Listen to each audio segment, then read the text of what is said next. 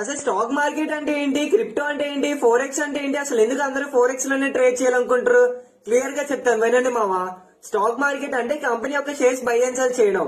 మరి స్టాక్స్ కి షేర్స్ కి డిఫరెన్స్ ఏంటి?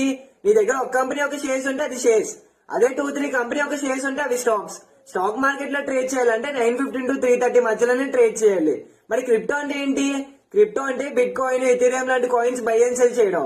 క్రిప్టోలో మనకున్న అడ్వాంటేజ్ ఏంటంటే 24/7 ట్రేడ్ చేయొచ్చు. కానీ చార్టెస్ అంటే మార్కెట్ చాలా స్లోగా మూవ్ అవుతుంది. మరి ఫోరెక్స్ అంటే ఏంటి? ఫోరెక్స్ అంటే కరెన్సీ పేరు పైన ట్రేడ్ చేయడం. అసలు ఎందుకు అందరూ ఫోరెక్స్ లోనే ట్రేడ్ చేయాలనుకుంటారు?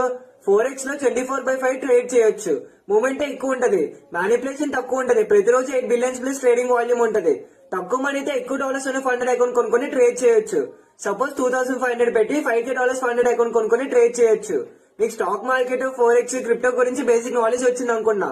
నెక్స్ట్ వీడియోలో ట్రేడింగ్ చేసి రిచ్ అయిన వాళ్ళు ఎవరో చెప్తా. రియాలిటీ ఆఫ్ ట్రేడింగ్ గురించి ఇంకా డీప్ గా తెలుసుకోవాలంటే అకౌంట్ ఫాలో చేయండి మావా. ట్రేడింగ్ నోట్స్ కావాలంటే కామెంట్స్ ట్రేడింగ్ అని కామెంట్స్ చేయండి. Notes only for followers.